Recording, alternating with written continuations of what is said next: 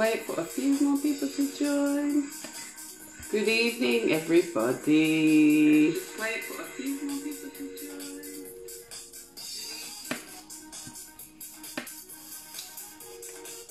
Good evening, good evening. We're just going to wait for a few more of you to join. Sorry we're a bit late this evening. It is Father's Day, and you know, we are here to celebrate all of those wonderful fathers out there. But we do have a special guest lined up, and I'll leave Kaz to introduce our special guest.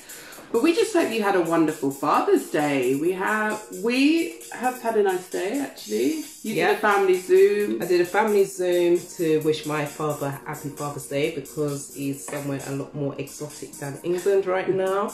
And I just rang and spoke to my dad, and you know, it would have been lovely to be able to see him with all of the social distancing measures and guidelines. We're trying to be good, but as they ease off, we're planning on meeting up very soon. So we're going to be sending out our special messages to our respective dads a bit later on.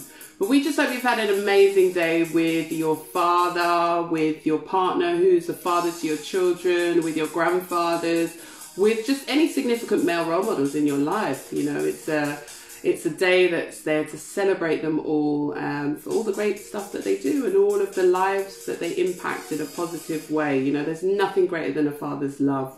And, you know, whether you've had that from your own father or some other father figure in your life, it's truly, truly, truly a blessing. It's irreplaceable. And as we say, today is the day that we want to celebrate all of those amazing men out there. So we will be having a guest very soon coming on.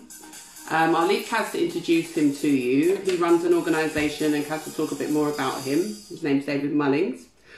But what we also want to do today is to invite any of you that are watching on to come onto the live and send your dad or that significant male in your life, that male role model in your life, to send them a message. It could be a song, it could be a poem, it could be a dance, whatever you want to do, but just to let them know that you care, you know. So we will be giving you the opportunity after we've spoken to our guest to do that. And yeah, if you're feeling a bit brave and courageous and you want to come on and show the world how much you love and care for your father or whoever that person is in your life, then please, we invite you to come on and do that. What better way to express how much you love that man than to express it to the world, right? Yes, definitely. And I know obviously for some some viewers, you know, unfortunately they didn't have that male role model, that male figure in their life, and obviously like their mums had to be like both the parent. So we just want to really focus on the men, you know, especially for that reason, because especially with the times that we've been living in, it's really just been a lot of pressure on our black men, you know, and we just need to really just continuously keep uprising them, keep encouraging our men, because, you know, if we don't do it, who else is going to do it? So that's what we're all about. We're a platform to inspire, so we definitely want to be doing that. But I'm going to introduce our guest this evening. Our guest, his name is David Mullings. Now, he's the CEO of Father Figure Children's Services. Now, this man is amazing. We go to the same barbers, and I actually didn't know he was actually David Mullings from Father Figures. Interesting. But you know something, we always have some good reasoning conversation, and he's always been uplifting. So, you know, let's just get him on the show. He's here with us, and just let him just really tell us about his organization, what they do, because they really focus on men as well, especially within the Brent area. So those is in the North Wheezy area, hail up, give us some hearts. Thumbs up. If you're not, it's all good. It's always love from us to you. So without further ado, we're going to welcome our king on. And David, we're requesting you now, so please ensure you got the lights. He's in the building. He's in the building, yes.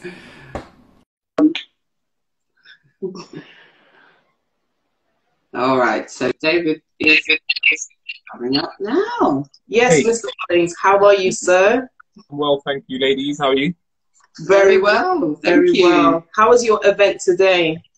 It was interesting, enjoyable. It was the first, so it was pretty bit unusual, but yeah, it was enjoyable, and I haven't had a chance to really assess it and evaluate it or anything yet. I've just got home, had something to eat, watched a little bit of football, and now I'm here with you guys. Thank you so much. Thank you so much. So, David, just for our viewers who are actually tuned in live with us this evening, if you could just share a bit more about your organisation, how it got started, and the purpose of the organisation and who it serves. Oh, girl, that's a mouthful right there. So, how do you want to? we'll start with how it got started. Yes, please. Got started basically born out of frustration of a redundancy that I suffered whilst working for a children's charity. I could talk a lot more about how I even got into the work, because really I was into IT. I had nothing to do with the work I'm doing now. At that time I had an IT background. I was actually self-employed. Felt like I had something to give back, even though I had nothing to necessarily to give, but I felt I had something to give, if that makes sense. Maybe it will as we go on. So I started working for this children's charity after a informal conversation with the head of HR, and was working on a project with fathers, which was taking place at Short Start centres. And for anyone who's got children of a certain age, they will remember when Short Start centres came about, and now they're now called children's centres. And it was to really try and get men and fathers to engage more in the lives of their children.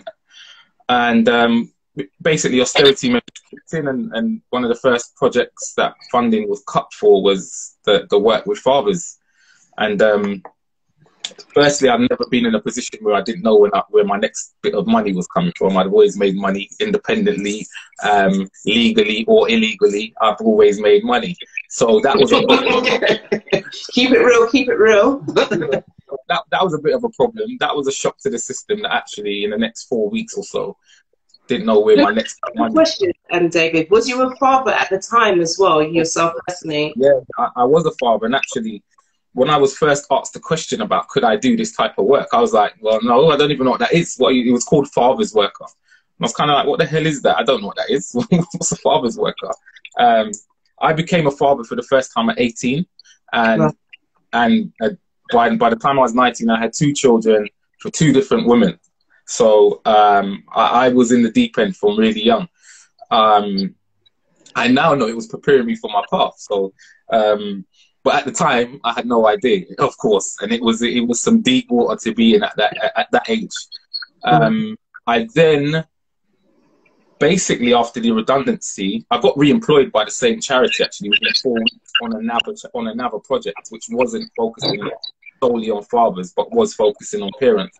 But by then, the seed had been planted, and I realised that not only as you mentioned before I came on, I'm a Northwest 10 man, boy, born and raised, and I've grown up with a lot of guys who were, the good, the bad, and the ugly, and I recognised that piece of work that I was doing was very important, and more importantly, it was a piece of work that was also missing from our community. There wasn't anyone doing that work. I mean, I'm still in a very small space now, and that was 14 years ago. So I say 14 years ago. It was 9 years ago when I decided to launch Father Figure. 9 years ago today. So it was out of the frustration of losing my job, but actually I was more angry that such an important piece of work was actually just going to be put on the side just like that. It wasn't important, and it was like, how could it not be important to engage one half of a child's parent? If you say you're engaging parent, how could you just discount one half of that? That just didn't sit right with me. So I got a logo designed for me. Sorry, David, let me interrupt you. When you say to discount one half of the parent, within what context do you mean discounting one half of one half of a child's parenting? Yeah. So I think how did you see that happen? I just felt that there was no real desire, no real urgency or real need on the part of services to engage fathers. It was fashionable. It was the in thing. So the government were funding it, so people were doing it. But I mean, it's even like that. It's not too dissimilar now. I mean, it is becoming much more of a buzzword, and people are engaging. Things have moved on since 9 years ago when I started, but not as much as it really should have. You know, parents are considered mothers, really. You know, if you say there's a parent evening, you just go and look at a parents' evening in any school. You know, and that doesn't start with parents' evening. That's a long way down the line of actually society, families, men, women, not really necessarily determining that fathers are important in that particular role, in the nurturing, in the rearing of children. So it isn't just about the fact that you can go to a parents' evening and not see a lot of men. You'll see a lot more than you would have, but it didn't start there. It started from really the pregnancy, when actually there was no real need for fathers to come to antenatal appointments.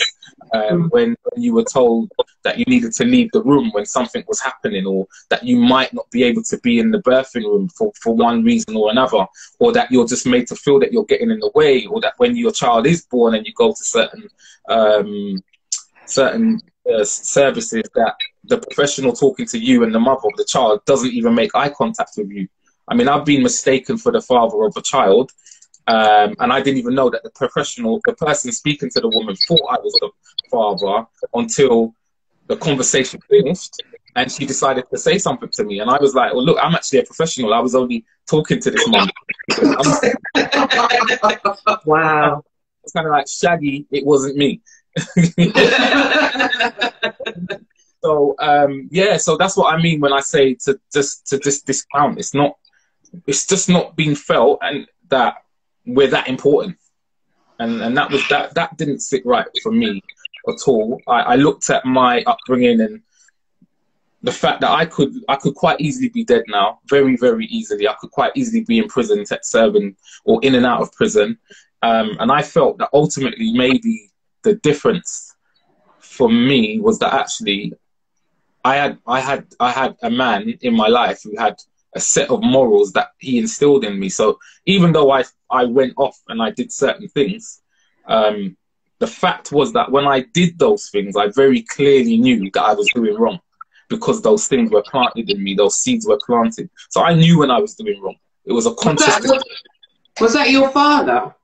It was both my mother and my father. But I do feel like when you get to a certain age, and this is not, you know, fathers are important to boys and girls for different reasons.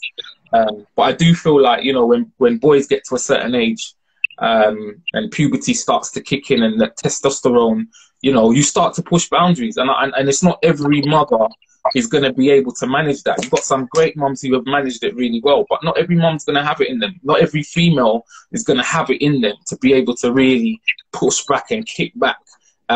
You know, you might have cultural things that determine how you deal with that. It might be just be things in your personality that means you're able to deal with that. But you know, when you've got a father who is kind of, so this, I see it as yin and yang. You know, there's things that you bring to the table, that each person brings to the table, and by and large, you know, we look to fathers to be that kind of disciplinarian person, and that's not to stereotype a father, because we know we need a lot more than just that. But we do look for that when you've got a young man with, you know, a young boy who's growing up and starting to really push it. You need to kick back on that a bit, and sometimes it does need that male figure to do that. Definitely. And something that you said, there's two things that you mentioned. Obviously you said you were working with fathers and you saw the importance of, you know, that you need to have men in one's life. But when you're looking at what there was like disincluding the men to be involved in, can I just ask, is it mainly like black men you was finding it, or was it just men in general? No, I think if I'm honest, it was men in general. But what I would say is that what you'll find is when you look at services, especially what we call early years services, so birth to 5 years old. When you look at these services, historically, professionals have found it difficult to engage parents, especially in certain areas. So in your more middle class areas, parents turn up to all these baby massages and all these things that are on, you know, all these yummy mummies and these four-wheel driving mums. They're turning up. And then you'll also get some of their partners who turn up with them, go on their own, or will definitely engage in something that's put out for fathers. And then what you'll find in some of the more working class parts of the boroughs that you're in is that it's a bigger struggle to engage these parents in that kind of activity. So I think what my experience has been is that more often than not, you'll find that a middle class type of family kind of appreciate the services that are there, and they will go and grab them. And actually the services it's not that they're not for them, because they're for everyone, but actually it's your working class parents who need it more, because it's likely that the working class parents are not going to have, their children are not going to have access to certain things as they get older. And, you know, they might not think issues that may be existing for these children may not be identified because they're not attending such types of groups. These middle class parents will go and pay for these groups, whereas working class parents are not even accessing them even when they're there for free. So I would say it wasn't that it was necessarily about black fathers specifically. I just think there's a culture of not being able, not engaging fathers. That's the vital thing. There's a culture in that, and there's a different look. I've worked with fathers for 14 years now, and as father figure for 9 years, and there were some things that are unique to different cultures. There were some things, but by and large, you know, father figure doesn't work only with black men. I don't think I've necessarily even worked with more black men per se in my career. I've worked with a lot, and with my own work that I'm doing now, I'm definitely probably it's tipping the balance, because I'm doing my own projects that are specifically engaging black fathers, and not because they're named, but just because they're the guys who are engaging. So what kind of services does Father Figure offer? I mean, it sounds like you started it because you just recognised that there was a need from your own experience. Yeah. And you set up, like many things that start, obviously your role was made redundant, so you had to find a way to make money anyway. But like many things that people embark upon, they see a need. If they're starting their own business or whatever, they see a need and they decide to fill that gap. So it sounds to me like that's what you did. But what kind of services, what does Father Figure actually do? So the work's evolved somewhat since I started. So when I first started, I was commissioned by Brent Council to do some work, and I'm still working with Brent Council to today. I think I'm in my 7th year of work for Brent, I think. And that work, yes, it is 7 years. That work started with me setting up services to go across the children's centres to engage fathers. So that would mean where we know about these, you know, I mentioned your baby massage and your stay and plays and your what they call bumps to baby sessions like that. You've got all these sessions that go on, and they are open to all parents, but you know, you go in there, you'll be lucky if you see one guy. So what I did was I set up a program which would engage fathers on a Saturday morning. And so that still runs to today. I don't run that anymore, but I was the person who set it up. I set it up and then ran it for about 2 to 3 years. And now the local authority run that themselves with different staff members. So that was my first bit of work I did. Whilst I was doing that, I also started to work with the early years family support teams and social care, whereby I do specific one-to-one work with men. So if you find yourself having to engage with children's services in some way, so for example, let's say you use physical chastisement on your child and your child's gone to school, or there's been an issue and they've recognized that there's been what they would call abuse, then a professional may ask me to do a specific piece of work with the father. It might be just to get them engaged and get them involved in the process. It might be even a bit more than that, to go through some parenting stuff. So I do one-to-one work, which I still do to today. I've done that for some years now. During the time I also trained up to start work supporting men who have perpetrated domestic violence and abuse. And so I've worked with men who have used abusive behaviour. And to be fair, that work comes into all the work I do, because I recognise that the majority of men have used some, if not all, have used some kind of abusive behaviour within a relationship. And we're not necessarily talking about the obvious abuse. So not necessarily physical violence, but like verbal and mentally. Exactly. So abuse is something I cover with any man that I work with, regardless of whether the referral has come in stating that abuse has been part of the requested work. I would always cover abuse with any man that I work with.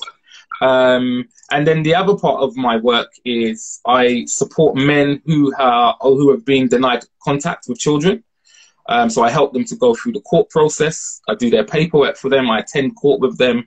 I advise them in the court. I instruct them on when to shut up, when to talk, what to say, what not to say. But also, I think the more important part of that work is the coaching and the supporting them. They're literally getting one-to-one support around their parenting as well. Because I do recognise that it's not all the I mean, I take on cases if I believe that there has been some injustice served. If I think that actually the father is a danger to the child, then I wouldn't support the process. I would recommend them to do some type of intervention, or I would try to help them myself.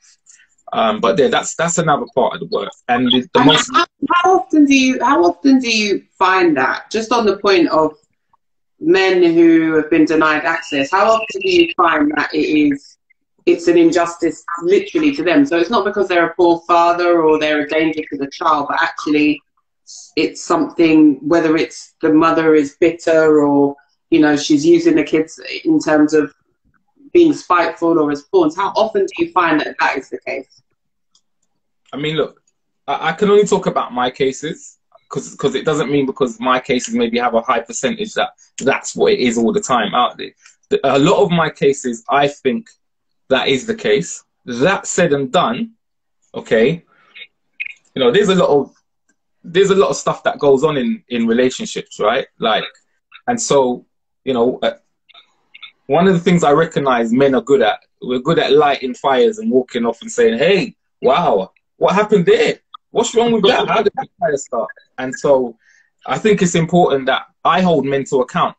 I had someone call me recently for some advice about a child that he'd been denied contact to. There was an incident. I think he flicked the child when the child was in his care. And the child... He did what? Sorry, say that again. Flicked the child, flicked. Oh, what, on the ears? Yeah. Oh, because when you said flick, I thought you flick the child over. Yeah. Oh. Okay. Just to be clear. Okay. Give him a flick on the ears. All right. Yeah. whilst telling her off, because I think she was interrupting him and she had been warned already.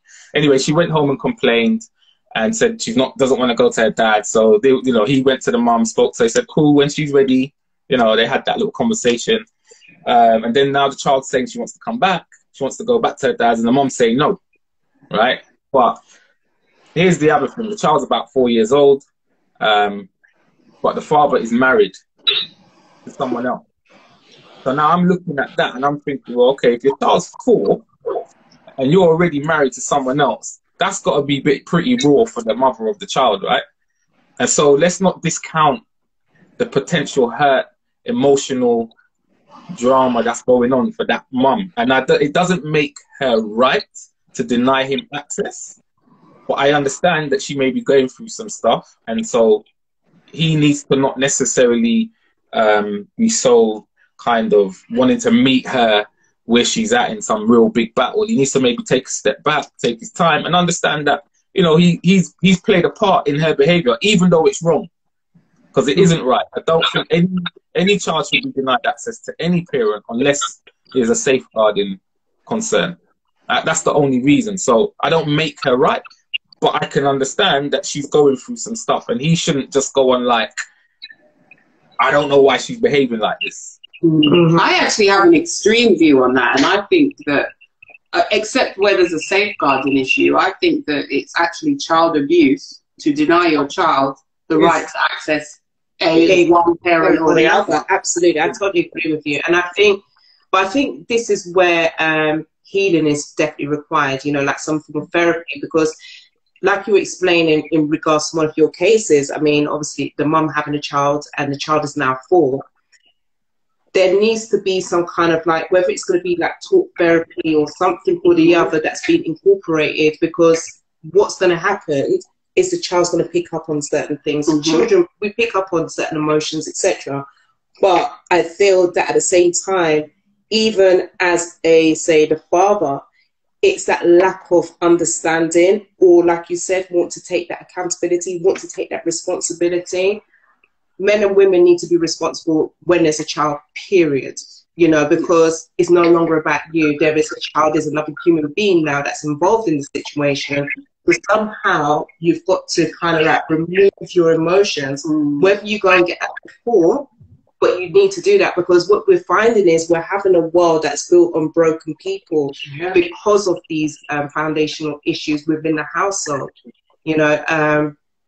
And going back to the reason why I was asking you that question about determine what race the men would naturally be, well, would be, not naturally, would be, is because what I'm finding, obviously being a black woman, is that a lot of our men, because obviously what history has done to us in terms of like post-traumatic slave syndrome, the father can't really take that responsibility because that's been removed from them. They've been oppressed in a certain way to be a certain way, to be able, you know, trained to be a star, to impregnate women. So they don't even know how to really commit to, say, a woman, you know, or they have various different children's mum, you know. It's not necessarily it's the man's fault, but some women don't understand that. So they will be cussing and, you know, just really be negative towards that man. But we've got to understand that a lot of it is due to the oppression that we have gone through for hundreds of years. So it's going to take time for things to obviously change. But what I definitely want to say, David, is well done for what you're doing, because it's a lot what you're actually doing. Now that you've broken down certain areas, I'm just like, damn, you know, it's a lot, and you're obviously having to deal with a lot of different emotions. So what do you do for yourself as well, dealing with the nature of work that you're actually doing for your mental well-being? I think my wife gets the brunt of it, if I'm honest with you. She's my sounding board. I do work part-time for a local authority, and I'm able to kind of use some of those facilities there. But I think I mean, it is tricky because I work for myself. I mean, I'm at home in my office now, in my back garden. Work is at home with me, so it literally is my life. But I do try to just be able to. I want to say switch off. I don't know that I ever really do switch off. And if I'm honest with you, I don't know that I actually truly ever switch off. I've always got a case or something in my mind in some way, shape or form. But I think I'm finding better ways more recently, even though it's maybe there, it's not prevalent within what I'm doing. You know, I've recently started something called Men Talking, the acronym being Men, Mental, Talking and King. And we absolutely love that. We love that. We were talking about it. We were talking about it earlier and saying that we love the concept, but we love to play on words, you know, men talking, but mental, king, and then we love it. Absolutely. So you know, before we come up here, you'll have to share some details about that, where people can access that, and obviously your own details as well, because we think it's fantastic. But that has helped me. Like the last night, it's actually been 11 weeks. I think this week was the first week we've not had a conversation for 11 weeks. And I actually really missed it. But I had to I had a lot on this week, and I had to, you know, with Father's Day coming and all the things that I was doing, I've got another project in the offing, which I can't even talk about at the moment. But with all of that, I had to not do the session this week. But that has helped me. So it has helped the other men, obviously, the men taking part. But it's helped me so much as having a space where I can just say what I want to say. And to be fair, I maybe don't get the full benefit because I'm actually facilitating, and I'm not trying to be it's not my show. It's actually everyone who comes on. It's their show. All I'm there to do really is to facilitate and make sure that it runs properly and that people get to have their say and that they do that in the right order. But I do get the opportunity to speak, and it does help. It has helped me. Like, I don't know what I've started, if I'm honest. Last week, I think the last time we were on, we had 40 odd guys, and we went on till 1 o'clock in the morning, and we started at 7:30. And at the end of the conversation, we still had 18 men out of the 40 odd who came on, and they all, you know, most of them went off after 11.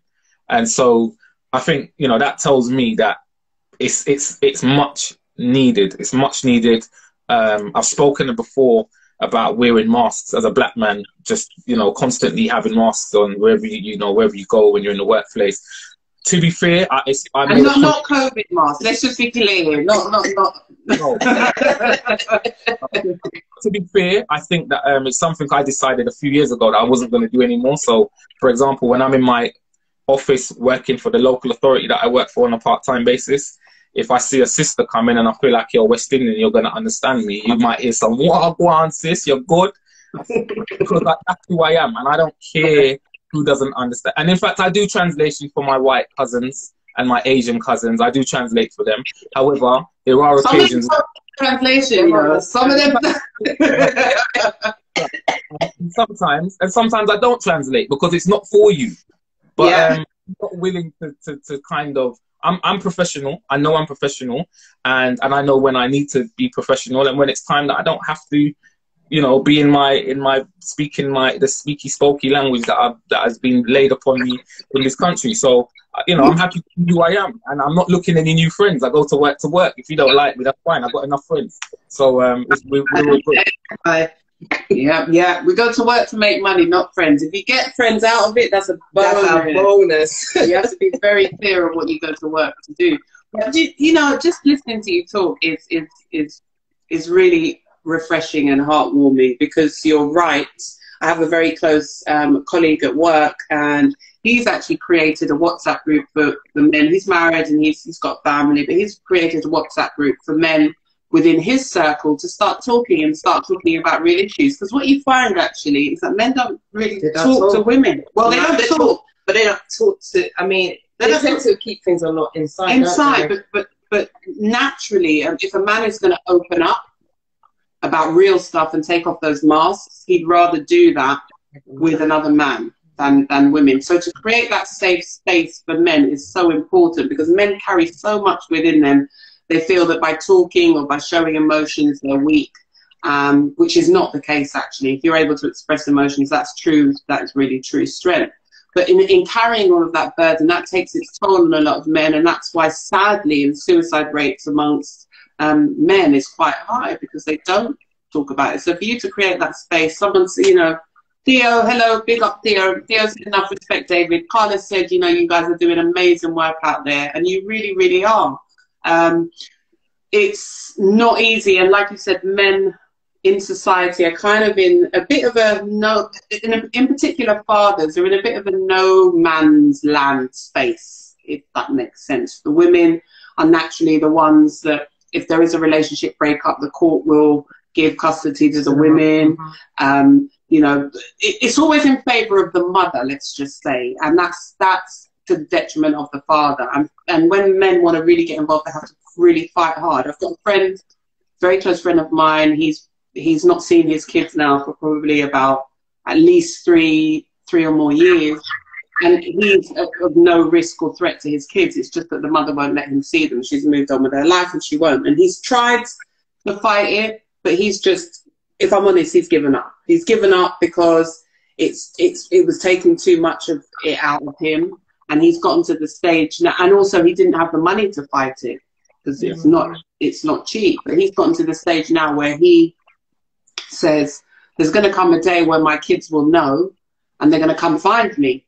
Now, I understand that, but I think it's really dangerous, because kids think you should go to the ends of the earth for them. And, you know, you think they're going to come in your face and say, oh, Daddy, I understood that Mummy didn't do X, Y, Z, and so it's okay. No. Then what they're going to say to you is, why didn't you try harder?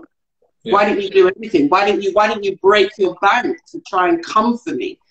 So I haven't really spoken to him much more about it because I know it's a bit of a touchy area. But now that I know fully about your service, I will be revisiting that conversation with him. Yeah, I think, look, I'm not a fan of that comment that he made. I've heard it before many times. You should send him to me for sure, because financially it's not going to cost him. I mean, look, I don't like to. I don't even. I'm probably too laid back with the work I do. I don't overly push it in people's faces. But what I'll say to you is, I have a 100% success rate with the men that I've gone to court with. Okay, amazing. The guys that have stuck with the advice they're given, every single one of them have been able to see their children again. It's a very you know, when you say that the kids will come back, they're just some children who've got your DNA by that time. They're not really your children. They're your flesh and blood, but they're not, because they'll have had nothing to do with you. They'll have no influence from you. There'll be some things that naturally they'll have through DNA, but actually they'll know nothing about you. We don't know what the mother is saying. Maybe she's bad mouthing, maybe she's not. But whether or not she's doing that, one of the things I always say, there's no such thing as an absent father. Because you're never absent in the mind of a child. So that child has now made up assumptions on who you are and what you are and whether you care and whether you don't care. Some of those things that the mother may be saying, I'm not going to say that she is, but if she is saying negative things, those are reinforced by your absence and your perceived lack of care. And so I kind of say to guys, look, I never try to convince a man that he should pursue the court process and that he should pursue the children. I don't, when I say I don't try to convince them, I tell them that I think they should, and for the reasons that I've mentioned just now. But I also say it's your decision, it's your choice, it's your life, it's your children. You know, I have access to my children. I've actually never been denied access to my children. I don't know what that feels like. I have some idea. I mean, just this morning, I don't even answer my phone on a Sunday, but I figured it was maybe something to do with the show I was doing today. And it was a gentleman who was crying down my phone, saying he can't take anymore. I can't take anymore. I spoke to you over a year ago. I didn't do what you told me to. I've done certain things, but the mother's still gone against the court order. And, you know, this guy's crying down my phone. There's a lot of men going through this out there. And I think the problem that you've got is that the service I provide is very unique. If you go to a solicitor, they're not going to give you the kind of conversation I'm going to give you. They're not going to coach you. It's just about how they're getting your money. And trust me, they're over 10 times more priced than what I charge. And I feel like maybe it should be the opposite way around, because I'm actually giving you some life skills. So I'm giving you some real coaching here. I'm not just trying to get you through a process to win, because I'm never on the father's side and I'm never on the mother's side. I'm on the child's side. So that might mean, as a client, I actually lose you, because I will tell you some, excuse my French, some shit that you might not want to hear. But that's up to you. I'm not going to compromise my beliefs, my morals, my service to try and get you a win. Because if that's what I do, then I'm not working in the best interest of children. And my work is about children, not about fathers, because there's some real bad fathers out there. And I don't want to be batting for them. I want to help them to change their behavior, but I don't want to help them to put children at risk. So you should tell that gentleman to contact me. He may after years. I definitely will. He's a, you know, I've known him when he's been in his kid's life, and as a father, I've seen him with his kids. I know he's a great father, and you know, hand on heart, I know that the issue doesn't lie with him, but it's just that I think he feels helpless, and so therefore he believes that his only option now is to wait until the kids are of age to come looking for him. It's a very idealistic view, but in my opinion, it's very dangerous, and also it is putting the onus on the child. The onus shouldn't be on the child. It's not the child's responsibility to come find you. It's you to let that child know you did everything within your power. You moved heaven and earth for that child. But the child won't understand if you did any less. Yeah, exactly. And he needs to be able to. for himself, he needs to be able to do that. He needs to be able to have a conscience that I actually did try everything, because he will regret it if he doesn't. He'll look back and he say, well, maybe if I'd have tried, if I'd have just tried. But you know, you don't have to do that. You can try. So we'll see. We'll see. So just so I'm clear, so I know what I'm telling him. Obviously, your service, so you kind of like replace the solicitor in effect. You don't necessarily need a solicitor, because that's his concern, is the amount of money they wanted to charge him, the solicitor. No solicitors required. We replace the solicitor. He will, in court, he will speak for himself, unless he has a condition, in which case I would make an application to have rights of audience, and if it's granted, then I will speak on his behalf. But I will be communicating with him in the court. If he's asked a question, if he wants to speak, he could speak to me first before he says anything to anyone, and he would be representing himself. And we love to go up against solicitors, because it's actually, for me, it's actually easier to go up against a solicitor than a mother who's gone to court on their own, because the solicitor understands the law, whereas a mother might just be going on her emotions, and he can't. Where it's like, come on, that's silly. The court's not gonna listen to that. To be honest, when I go with fathers, if I go and their mother hasn't got a solicitor, I actually spend some time with her and give her some advice as well around what the court will say and what's likely to happen. I'm not biased. I'm not saying like, yeah, you need to do it because, and then, you know, when she gets in there, she realizes that I was talking a lot of nonsense to her. I genuinely give her the information that she will also need. I will let her know what the court are likely to say, but tell her that it's your decision. You know, I'm not going to try and coerce you or persuade you, but this is what my client would like, and I know what the court are likely to do. They're likely to do one of A, B, or C. Yeah, he contacted me. I do free consultation for any first-time person coming to my service. They get a free consultation. After that consultation, they will know what to do next, whether they want to work with me, whether they want to go find another Mackenzie friend, or whether they want to go it on their own, or go and spend a load of money with a solicitor. But he will definitely in a position where he will know what to do next. Brilliant. Excellent. Thank you. Just following up from what Janelle just her friend's situation, what advice would you give to mothers who may potentially be, you know, in a similar situation where they just really disregarded the father, taking the child away? What advice would you give to any mother that may potentially be listening right now? Alternatively, somebody who's watching has got a friend like that who is doing something of that at this current moment. What advice would you give to that mother? I think the advice I would give is to ask yourself first and foremostly, is this father a risk to the child or yourself? Because the court will, if the man is a risk to the mother or the child, that's a concern for the court, okay? And if you can say in your hand on heart that this man is a risk to me or my child, then you're probably making the best decision, right? So if it's nothing to do with that, then, you know, he may not be a good enough partner. He may not have been a good partner. He may not be a good husband. He may be a really rubbish husband. He might have cheated on you. He might have cheated on you multiple times. That doesn't mean he cannot be a father to his child. It doesn't mean, I think what you need to understand is, let's just block this man out. Forget about him. Let's just forget about this man. And let's concentrate on your child. Do you want to bring up damaged goods? I always ask parents, do you want bench street trees or straight trees? If you had a garden, nice garden, would you want a tree that was bending over, or would you want a tree that was standing straight and strong? And when we look at new trees, and when trees are planted, you don't see a tree just planted like that.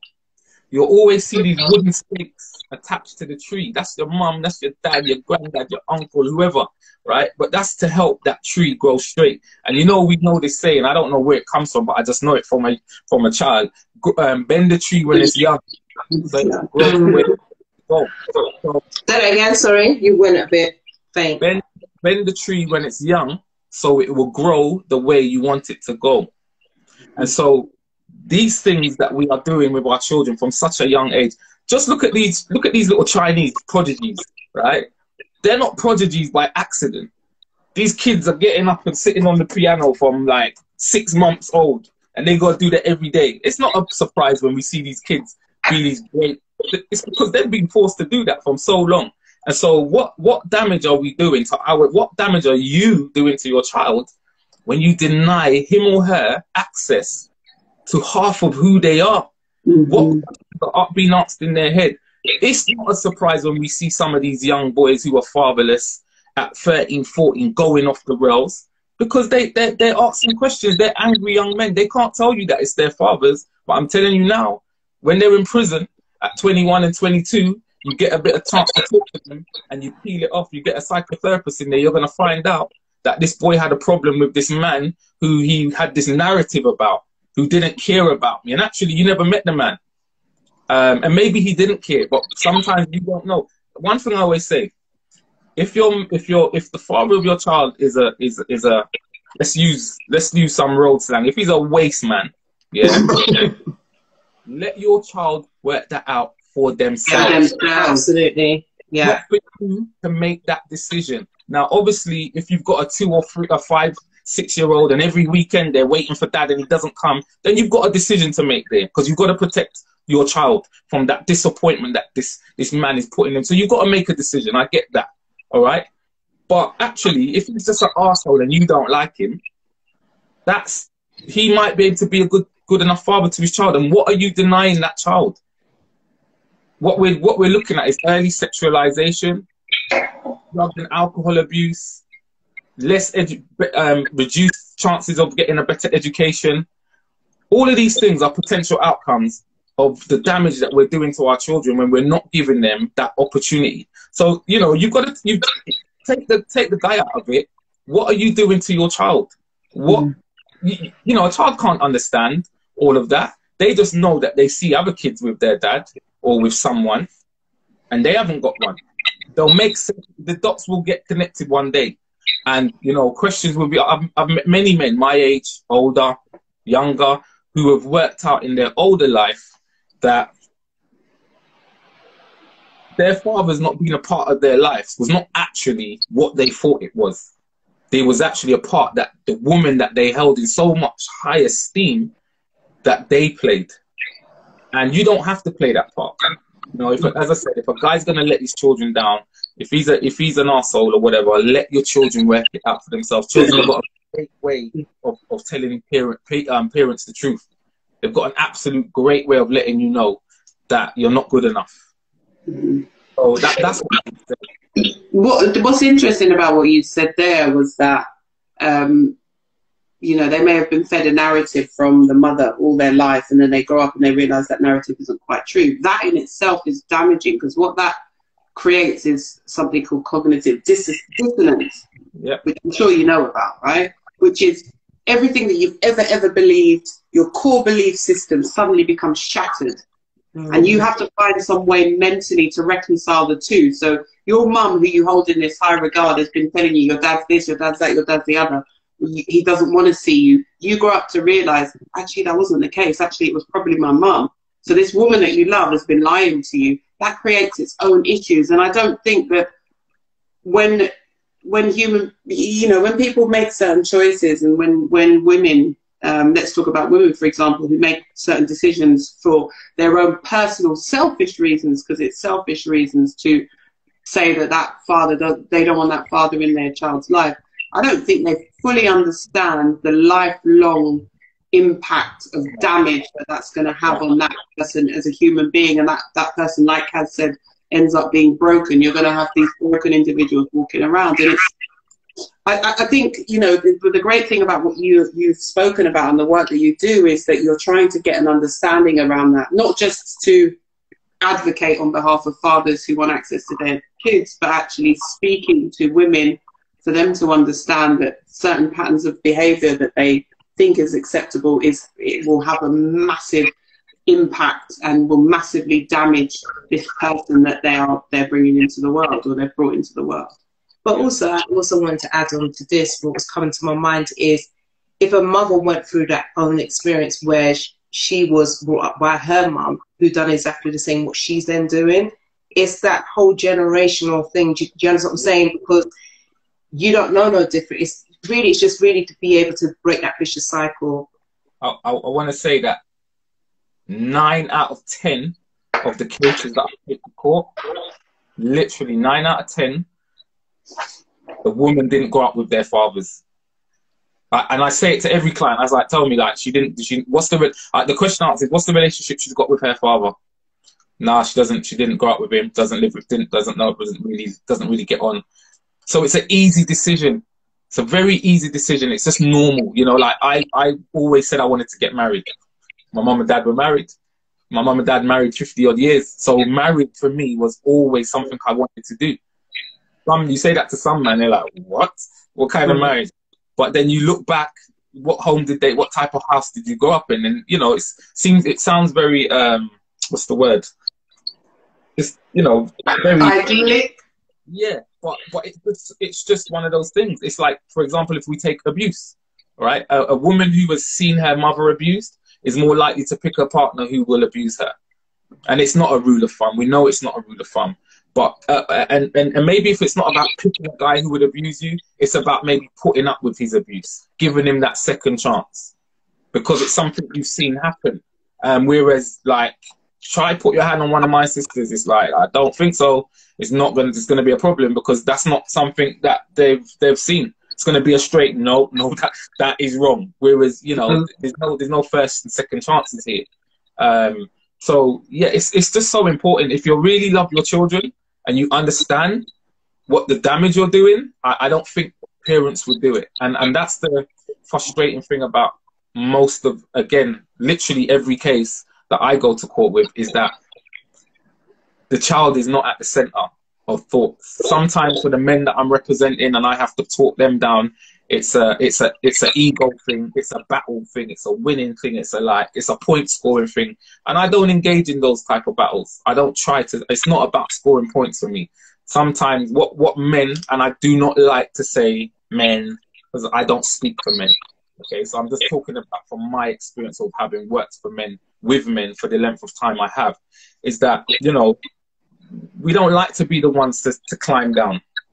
We don't like to be the ones to not win the battle, to not get the last word. And it's like, the question I ask is, well, what's the worst that's going to happen? What's the worst that will happen if you apologize, if you don't respond? Will you stop breathing? Because that's what I'm dealing with. If we're dealing with life and death, then hey, crack on, do what you need to do to survive. But when we're not dealing with life and death here, now we've got to check our egos, because I feel like a lot of men will die never understanding how their egos have played a part in many decisions that maybe many things they could have gained, which they didn't gain because they just didn't just leave it, you know, not necessarily be seen to have the last word, not necessarily seen to win. And I don't like cases like that, and I make it very clear to men, I'm not trying to, this is not a winning thing for me. There's only one winner. There's only one winner and one loser in any case that I'm going to court with, and that's the child. Yeah. But David, we're going to have to wrap up. But how can our viewers, I mean, obviously, guys, you can see that we are currently with David Mullings, who is the CEO of Father's Figure. So please do get in contact with him, DM him. You responded to your direct messages as well, I believe. Is that correct, David? Yes, yes. Well, if you can actually type in your details in the chat so that people can actually the best contacts for you. If you can type them in the chat, yeah. And on this occasion, we will give you the last word as well. Yes. So while you're doing that, we're going to let our viewers know that we want to hear from you. We want you to come onto our live. We're going to come back on just after we've finished with David, for you to send through your live messages to your king. We're going to ask David if he's got a message for anyone as well when he's finished typing up. Whoever that male figure in your life is, whether it's your dad, your granddad, your uncle, whoever it might be, please, guys, come on and just show them how much you care. Send out a live shout out. Maybe you want to do a dance. You might even want to do a poem or a rap or something. Yeah. You know, we welcome creativity. We love creativity. So come on and just share with us. So David, if you type those in, you have. That was quick. So www.fatherfigure.org.uk. It's been an absolute pleasure sharing with you here. David. We'll give the last word to you. Well, thank you for having me on. of course, and thanks for the work that you guys are doing as well, and considering that this would be a subject having. I want to say thank you to my wife and my children for making my evening, although it's very short. I thought this was going to be a year off, turned out not to be, but thanks to them. And I haven't even spoken to my own father today, which I know he won't be on here, but I'm going to wish him a happy Father's Day. I'm going to give him a call when we finish this, and just happy Father's Day to anyone out there. And yeah, get in touch if there's any support that you need, and we'll see what we can do. But enjoy the rest of your evening, ladies, and thanks for having me. Thank you, David. Thank you. Thank you. All right, blessings. Take care. Bye-bye. Bye-bye. Bye. Wow. Wow, that was so inspiring. Yeah. So inspiring, and it was just so refreshing just to hear another king doing such amazing work within the community. And you know, what I love about what I'm hearing from Dave is his passion. You know, this man's passion for men, and he's just keeping it real, and it's just mind-blowing, to be quite honest. It's so refreshing. So just like myself, if you have anyone out there who could benefit from advice from father figure, then please do get in touch with David. He's given his details again, www.fatherfigure.org.uk. As he said, he will definitely get back to you. So feel free to get in touch with him. So as we said, we want to hear your live messages. So we are going to switch off, and we're going to switch straight back on again, aren't we, Kaz? Yep. We're coming back on the other side. So don't disappoint us, because we want to hear from you. And so do your dads out there. They want to hear from you too. So we will be back in just a moment.